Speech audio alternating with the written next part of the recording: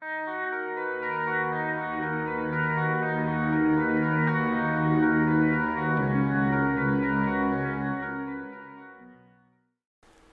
à toutes et à tous, bienvenue dans cette vidéo, au cours de laquelle je vais vous faire un petit bilan de cette première année à réaliser des fictions audio. Donc un an déjà que j'en fais, il y a eu une production de contenu qui a été assez conséquente. À l'origine, je voulais faire une FAQ, mais vous avez été avare de questions, en tout cas pour ceux qui me suivent sur Instagram, puisque c'est mon canal de communication principal concernant ces fictions audio.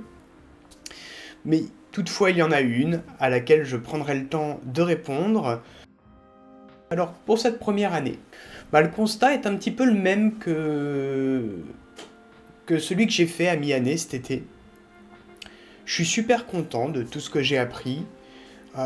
Les retours que j'ai aussi, les quelques retours, ils sont pas nombreux, mais les quelques retours que j'ai sont super positifs.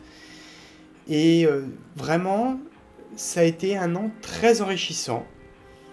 Le fait aussi d'avoir changé de rythme fait que je m'épuise pas à le faire, puisque au tout début, j'en ai produit vraiment beaucoup, j'étais à plusieurs fictions audio par mois, c'est monté jusqu'à 3, voire 4 fictions audio par mois au début, et finalement, le peu de retours que j'avais rendait l'exercice vraiment démotivant.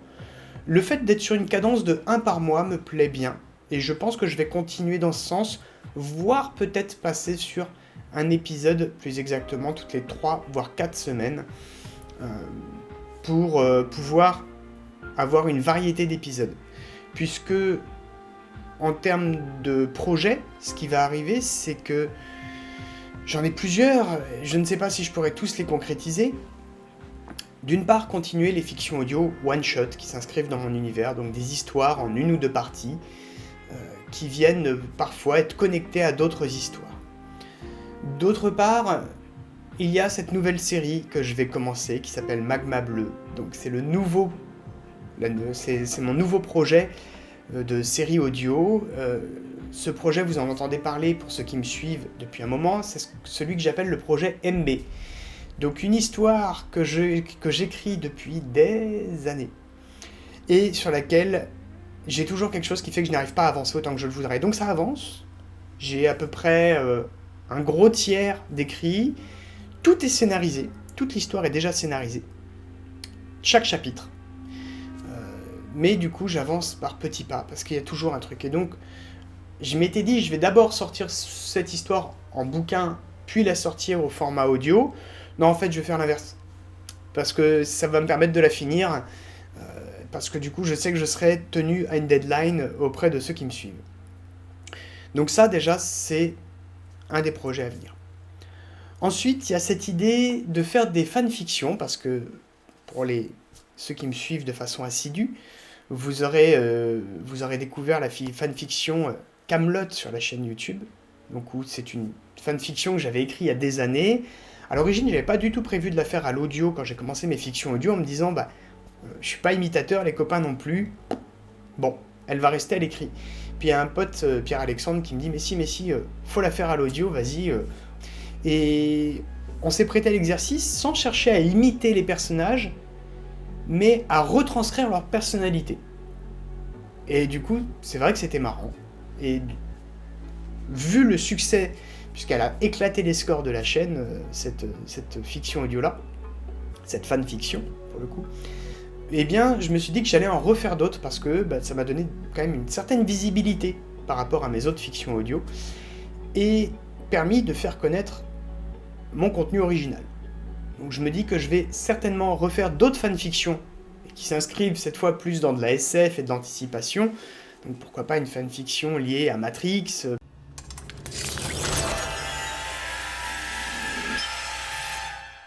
pourquoi pas dans l'univers de Bienvenue à Gattaca. Donc les idées sont nombreuses concernant les possibilités. Vraiment, ça m'ouvre plein de possibles, mais le but de cette chaîne n'est pas de faire que de la fanfiction, c'est d'abord de faire mes contenus originaux. Et à l'arrivée, je me retrouve avec donc 3 types de contenus. La série, les one-shots en 1 ou 2 parties, et les fanfictions. Si bien que si je reste sur un rythme d'une fiction audio par mois, clairement, ma série, elle va mettre du temps à se terminer. D'autant que c'est un bouquin qui fera à peu près 100 pages, 100-120 pages une fois terminé. Donc, il va falloir que je monte la cadence si je veux toucher à tout ça. Alors, sur les podcasts, sur la partie podcast, je suis super content. Vraiment, je suis super content du retour. Parce que on a... là-dessus, j'ai explosé les scores par rapport à YouTube. Donc là où sur YouTube je faisais 10 vues au format podcast, donc j'en faisais quelque chose comme 90. 10 écoutes, évidemment pas vues. Donc là-dessus, je suis plutôt content du conseil qui m'a été donné par plusieurs d'entre vous, justement, de m'inciter à aller vers le format podcast, parce que ça a été quelque chose qui a été vraiment bénéfique pour faire découvrir mes contenus. Maintenant, sur la plateforme de communication qui est Instagram, je suis dubitatif. Je suis dubitatif parce que le nombre d'abonnés avance doucement, stagne, ça monte, ça rebaisse. Dès que je fais une publi un peu réac, je perds des abonnés. Dès que je fais une publi plutôt écriture, SF, je perds un réac. Donc, en fait, j'ai un peu le cul entre deux chaises et en même temps, c'est ce qui fait, et ça va me servir de transition, c'est ce qui fait pourtant le sel de ce que j'écris. Je m'explique. Ceux qui me suivent sur Insta, vous l'aurez remarqué, entre les news fin du monde, les news complotistes, bouh le gros mot, les news, les posts liés à l'écriture en tant que telle, à la création, à la créativité, et donc à mes histoires, je touche deux publics généralement différents. Et pour autant, et j'aurai l'occasion d'en parler dans le live de ce soir, à l'heure où j'enregistre cette vidéo, que j'ai avec Adam Villon sur sa chaîne Twitch, pour autant, les deux chez moi vont ensemble. Et je vais donc embrayer sur ce sujet qu'est-ce que vient foutre la spiritualité, la religion, en filigrane de mes histoires de science-fiction. J'ai, pour ma part, une capacité à anticiper les choses. Je capte les signes faibles et je peux dire ce qui va arriver. Il n'y a rien de médiumique ou quoi que ce soit. C'est le fait aussi d'être THPI, qui doit aider, qui fait que j'anticipe les choses, que ce soit à une échelle micro comme à une échelle macro. Et en conséquence, je vois le progrès, je vois ce qu'il arrive, je vois ce qui va arriver. Je vois aussi les évolutions du monde, de la société. Et jusque-là, je me suis pas souvent gouré. Ceux qui me connaissent le savent. Une de mes phrases, alors pas préférée, mais que je dis le plus souvent, c'est « Je te l'avais bien dit, ça finirait comme ça ». Ça, c'est une chose. Et en conséquence, on ne peut nier les évolutions sociétales, technologiques, économiques, socio-culturelles, etc. Ça ne veut pas dire que ces évolutions sont, de mon point de vue, des progrès. Et de mon point de vue, je suis un catholique tradi.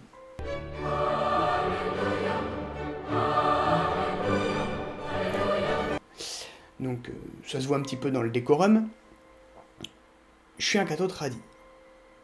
Donc forcément, j'ai mon prisme personnel qui fait que je vais analyser ces événements sous un angle différent d'un ami libertarien ou d'un wokiste. Forcément.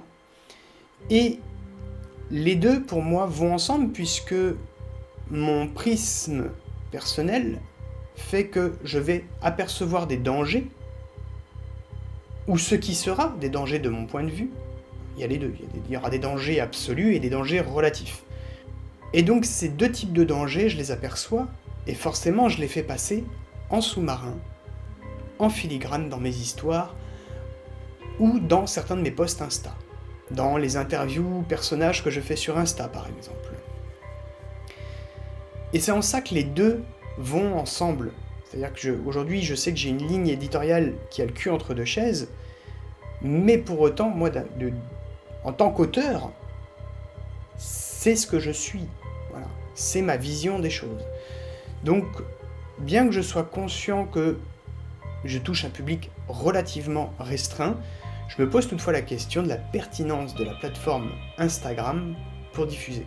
Non pas que je vais l'arrêter, je vais continuer, c'est sympa, j'y ai fait des rencontres très intéressantes, c'est devenu un outil de veille très sympa à titre personnel, à titre professionnel, ça reste Twitter et LinkedIn, mes outils de veille principaux, mais ce n'est pas le sujet. Donc, réflexion secondaire, mais qui est présente et que à laquelle j'aimerais bien trouver une réponse au cours des semaines et mois à venir.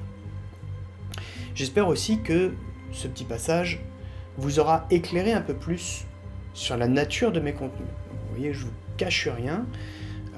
C'est après à chacun de prendre ce qu'il a envie. Je prends l'exemple du labyrinthe de Satan.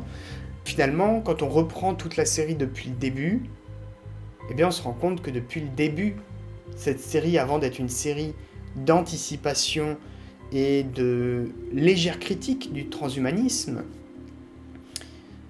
est d'abord une histoire spirituelle. C'est d'abord un combat spirituel que mène Ramirez contre le mal, mais en lui, finalement.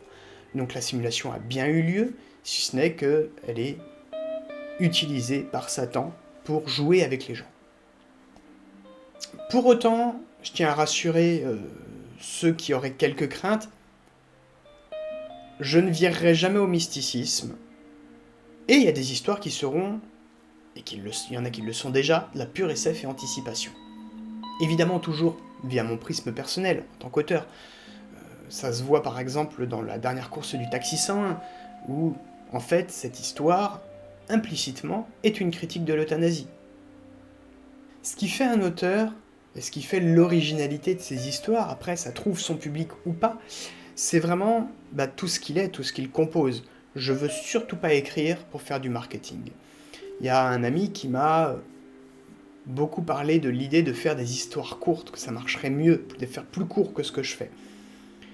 De faire des histoires qui tiennent en 7 minutes. C'est compliqué pour moi d'écrire des histoires qui tiennent en 7 minutes. Alors oui, elles trouveront davantage de monde, mais je ne pourrais pas y faire dire la même chose.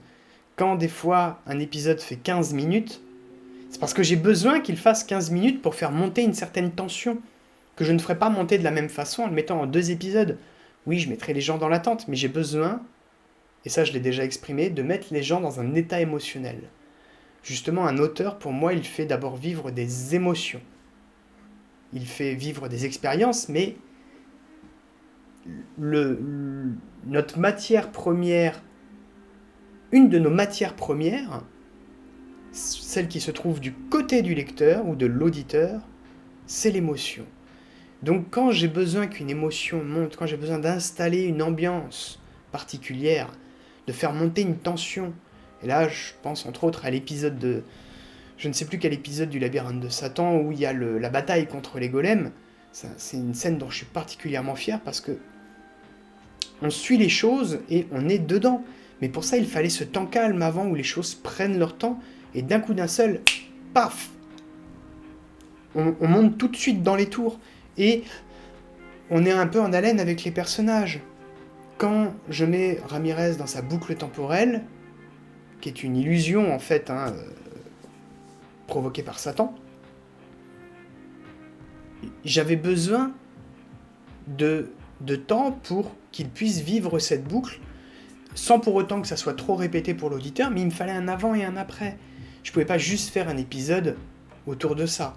Voilà, on termine un épisode, il découvre qu'il est dans une boucle, fin de l'épisode, et après il s'en sort. Voilà. Donc, en tant qu'auteur, et ça c'est le bilan que je fais, c'est que je préfère avoir moins de monde à me suivre, mais qui savent apprécier mon contenu. Donc j'ai trouvé mon rythme de croisière, que je vais toutefois légèrement augmenter, comme je l'ai dit, et concernant le contenu, sur la forme, lui ne changera pas, je vais continuer sur ce format en fait, qui moi me plaît, me parle en tant que créatif, et je veux surtout pas m'asseoir pour des raisons de marketing. Ce serait trahir mon contenu, en fait, et ça serait me trahir moi-même. Je peux comprendre que certains y passent. S'ils sont à l'aise avec ça, j'ai aucun problème, mais moi je ne le suis pas à l'aise avec ça, que ça soit personnellement, d'un point de vue créatif ou éthiquement, tout simplement.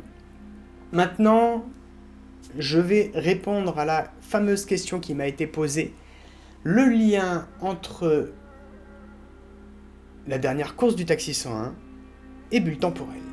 Alors effectivement, il y a un lien entre ces histoires. Oui, c'est une tasse Doctorow que m'a offert mon épouse il y a quelques années. Donc le lien en fait, c'est que reprenez ces fictions et écoutez bien la façon dont elles sont narrées. Plusieurs de mes fictions audio ont pour narrateur un personnage à part entière. C'est le narrateur de Bulle Temporelle. Le narrateur de Bulle Temporelle est le narrateur de plusieurs de mes fictions audio. Pas de toutes. Mais celle du Taxi 101, oui. Donc, ce narrateur est spectateur des événements. Sauf que je rappelle qu'entre Bulle Temporelle et le Taxi 101, il y a quasiment un siècle d'écart. Je rappelle aussi que dans Bulle Temporelle, le gars explique qu'il a inventé une machine à voyager dans le temps. Je caricature, hein. Vous irez écouter Bulle Temporelle, je sais pas où je mettrai la vignette, mais vous irez écouter Bulle Temporelle pour comprendre de quoi il en retourne si vous ne l'avez pas déjà écouté. Le labyrinthe de Satan est également lié à également pour narrateur le narrateur de Bulle Temporelle. Et il y en a plusieurs comme ça. Mais alors pourquoi ? Pourquoi ? Donc, j'en ai fait un post Insta, il est épinglé. En fait, c'est qu'à un moment donné, mes histoires, elles se sont connectées toutes seules entre elles. Il y avait des liens auxquels j'avais pensé, mais qui n'étaient pas voulus. Je me suis dit, tiens, c'est marrant, on pourrait penser qu'il y a tel et tel lien. Et ça marche, c'est cohérent. Parfois, c'était moi qui l'ai volontairement fait, c'était une joke. Tout simplement pour ceux qui me suivent assidûment et qui, je sais, l'auraient repéré la ref. Et puis finalement, de ces liens, à force de ces connexions, à force d'exister, ont commencé à former un tout cohérent. Mon Dieu, tout est lié.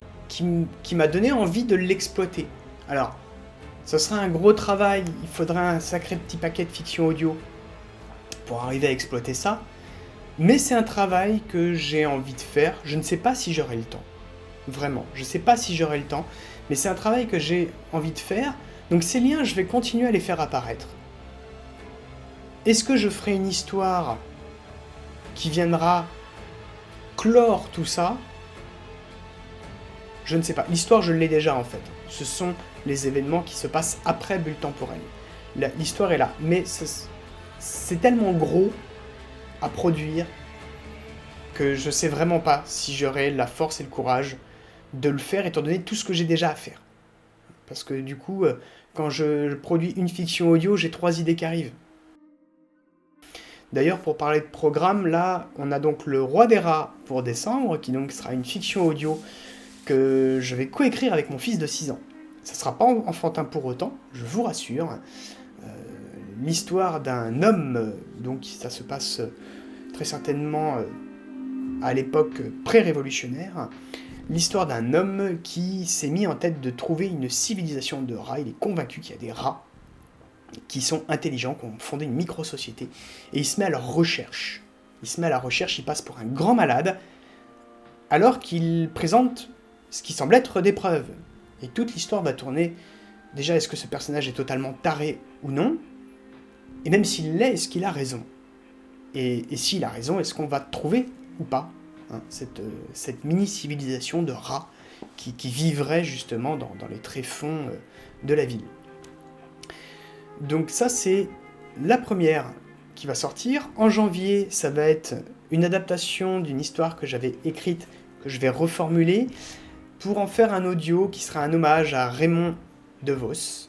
Donc, j'ai commencé à délirer un peu dessus avec Pierre-Alexandre, et du coup, l'idée sera comme pour Kaamelott, non pas dans le but d'imiter Raymond DeVos, mais de reproduire la façon dont il s'exprime et sa personnalité dans ses histoires. Ce sera une histoire d'anticipation, mais en mode H2G2. Donc, on sera clairement dans le what the fuck le plus total, avec le style de DeVos que je vais essayer d'approcher, hein, puisque on ne saurait égaler le maître en la matière. Donc février, ce sera L'évadé de la bulle temporelle, une histoire parallèle à Bulle temporelle et l'esclavage du temps, centrée sur un personnage que vous ne connaissez pas encore, qui sera lui-même le narrateur de ce qui lui arrive. J'en dis pas plus, sinon je vais vous spoiler à mort. Mars ou avril, selon que l'évadé tienne en une ou deux parties. Mars ou avril, ce sera Dimension Wi-Fi. Je le fais pas en anglais hein, parce que j'ai un accent de merde, qui parlera en fait des conséquences du smog d'ondes, Wi-Fi, 5G, 4G, sur d'autres dimensions. Je parle pas d'univers parallèle, bien d'autres dimensions. Donc là, je vous renvoie vers la théorie des cordes en physique quantique, pour ceux qui s'intéressent un petit peu à la physique quantique. Alors oui, je sais, j'ai des centres d'intérêt bizarres, mais c'est comme ça hein, quand on était HPI. Bref. Viendra ensuite une nouvelle fanfiction autour de Kaamelott, puisque j'ai promis à Pierre-Alexandre que je lui ferais incarner le roi Burgonde, et il est carrément chaud pour rempiler. Interprète! Interprète! Interprète! Warrior! Donc on aura le roi Burgonde, Perceval et le père Blaise qui se retrouveront dans une fanfiction Kaamelott. J'en ferai pas d'autres, ça sera la dernière sur Kaamelott, puisque c'est pas le but de la chaîne. Mais comme le but c'est aussi de nous amuser avec les copains qui me filent un coup de main à faire des voix, eh bien, du coup, je leur ai dit, bon bah, hop, on rempile, ça marche, ça va être marrant. Et il y a, en parallèle de tout ça, Magma Bleu, que je dois démarrer. Et là, on part pas sur 6 épisodes comme le labyrinthe de Satan. Non, là, on part sur 12. Ça va chier dans les casseroles. Donc il y a de la matière, et cette matière-là, vous vous doutez bien que d'ici janvier, j'aurai eu encore d'autres idées. Donc voilà pour vous parler un petit peu du programme à venir concernant les prochaines fictions audio. Je vais arrêter de vous bassiner parce que je me rends compte que cette vidéo dure depuis beaucoup trop longtemps. Merci de m'avoir écouté jusque-là. J'espère que cette vidéo, cette grosse vidéo fourre-tout, qui est un joyeux bordel, vous aura un petit peu éclairé sur les différents projets, sur les différentes histoires. À présent, je vous retrouverai lors de la prochaine fiction audio au mois de décembre, qui sera Le Roi des Rats. En attendant, encore une fois, n'hésitez pas à vous abonner, à mettre un pouce, à mettre un commentaire. Ça fait plaisir à l'algo, et du coup ça me permet moi d'avoir un peu plus de visibilité, de faire découvrir mes contenus. Idem, je suis très présent sur Instagram, je vous invite à vous abonner, hein, le lien est dans la description. Autant les autres réseaux j'y suis un peu moins présent, mais Insta est vraiment celui où je suis très présent. Je poste dessus quasiment tous les jours, donc je vous invite vraiment à me suivre. Ça me permet de voir que mon travail est soutenu, même si voilà, c'est un travail de création, ça reste un travail aujourd'hui où on est payé en reconnaissance, puisque du coup c'est bénévole, et de vous abonner, de mettre un like, de mettre un commentaire, c'est aussi montrer votre reconnaissance par rapport à ce travail. Donc si celui-ci vous plaît, je vous invite à le faire. Sur ce, je vous remercie encore une fois, et je vous dis à très bientôt. Ciao ciao.